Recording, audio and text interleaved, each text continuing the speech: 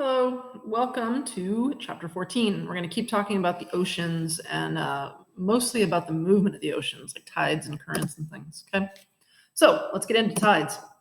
Tides typically occur on a roughly 6-hour rotation. So you have a high tide, then a low tide, then another high tide, and another low tide. So twice daily at the local areas, usually, not all the time. Tides are a result of the gravity of the moon and the sun pulling on the Earth's water. And the moon actually has much more of an effect on tides than the sun does. Believe it or not, the moon is so much closer than the sun, even though the moon is smaller, it has a more direct effect. So we use these things called tide gauges to measure the difference between high and low tide at these local beaches. And they might look totally different. Some are at the end of piers. Some you can't really see. They're not part of a public beach. These are just some that I found. And so it's literally like a ruler, and you can mark the high tide level because the water goes up, and you can mark the low tide level.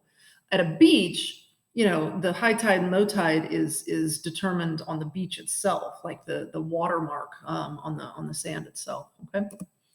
All right, so let's talk about lunar tides. Let me get my pen ready. A lunar tide is because of the moon. Lunar means moon, okay? And again, the gravity of the moon has more of an effect than the sun, okay? So these lunar tides are just the tides that are controlled by the sun, and most tides are. So we get high tide when the Earth is lined up with the moon, okay? So the moon also, rotates or revolves around the Earth as the Earth is going around the sun. And so it's a daily cycle for that moon to go around the Earth, roughly daily. It's not an exact 24 hours. So as the moon is lined up here, it's pulling on the ocean water, creating this high tide. You can see the height of the water there, okay? But since this system that's made between the sun and the moon, the spin of the Earth isn't right in the center. It's actually closer to this. And this isn't the Earth by itself. It's when we take the moon into account. So you've got more Earth on this side, which means, and it's really kind of complicated. So what it means is that the rotation is slightly faster on that side of the Earth than this side of the Earth, simply because of that center of rotation. Again, kind of complicated. So what happens over here is the water is actually kind of stretching out. If you've ever been on a play school or a playground merry-go-round and it's spinning and you kind of feel like you're going towards the outside, that's what's happening to the tide. Okay, so we get high tides on opposite sides of the Earth wherever the moon lines up. Okay, there's the other tide directly in line with it. You get two low tides then in a 90-degree angle. So we can kind of look at this as a 90-degree angle. Okay, makes a little right angle there. We get those two low tides then on an opposite line from the moon. And the reason is that there's no extra water. High tide doesn't mean there's extra water. So if the water is making a nice round circle around the Earth and there's two high tides, it's pulling water from the low tide areas. That's why there's two low tides, okay? And like I said, it's not an exact 24 hours, so it's a little more than 6 hours. It's almost 25 hours, 24 hours and 50 minutes for the moon to get all the way around and for it to go through this cycle of 4 different tides. But the sun does have an effect. So we have solar tides that affect the high and low tides, just not as much as the moon, okay? So we have this thing called a spring tide, okay? A spring tide occurs twice a month, okay? The new moon is when the moon is dark. We can't really see it. And then, of course, the full moon. Both of those situations, the reason it's a new moon and the reason it's full moon is because it's totally in line with the sun and everything lines up, okay? If we were just looking at the moon and the Earth, obviously there'd be the high tides right there, okay? But since the sun is in line, it's adding its gravity to it. So we get a higher tide than usual because the gravity is kind of stacking up on it, okay? That's a spring tide. Now the neap tide is when the moon and the sun make that right angle, okay? So the quarter moon and the 3/4 moon when the moon is lined up over here and the sun is over here, it narrows the range between the high and low tide. The high tide is not quite as high; it's just a normal tide. But then the low tide is not quite as low because the sun is still kind of hanging on to that low tide a little bit.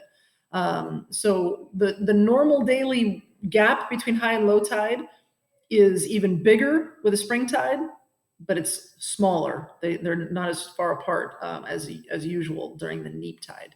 Okay. Then we have some just strange tides. Okay, tides typically follow that schedule, but they totally depend on the beach itself, how the tide is going to be, how much of a range, how high the high is, how low the low is, because the shape of the coastline, the width of that continental shelf, sometimes the shelf is pretty close. You don't have to go out that far from the beach, and then there's the continental slope. Sometimes it's super wide. Okay, so those things can also have a local effect on the tides. The Mediterranean Sea only has a tide of 30 centimeters. Okay, so the difference between a high and low tide is only about that much. Okay, that's not a lot.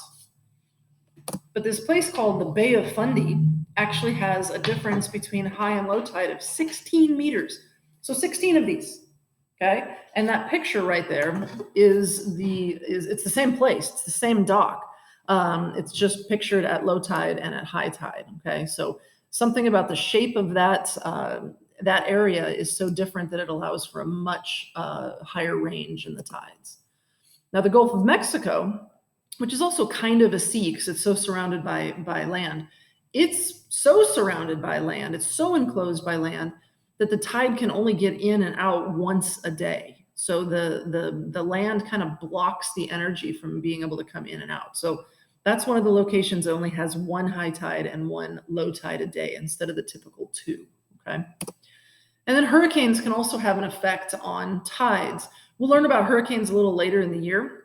But what happens with a hurricane is as it's over the ocean, it's got really, really low pressure, such low pressure that it actually allows the surface of the water to rise.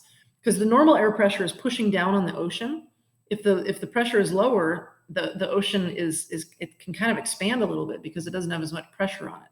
That's known as a tidal surge. And so the tide can go up because of those hurricanes. Plus there's wind and things like that cause the tides to come in much higher. It is possible to capture some of the energy from this tide. Okay, the waves are always coming in and out.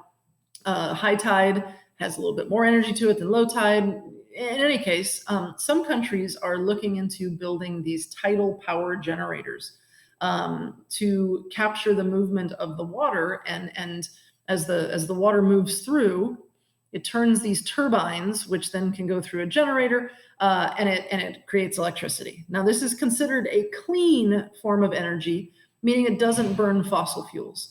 But the problem is that the generators, the power plants have to be huge, and they take up so much of the coast that you're damaging the ecology of the coast. And so it's like, what's more important, having clean energy so that we can have electricity without burning fossil fuels, which pollutes the air, or having an actual beach? And so there's a balance there. There's a toss-up of what it actually means to be able to create clean energy. There's really no such thing, sadly, as totally clean energy. We're always trading something off. Okay.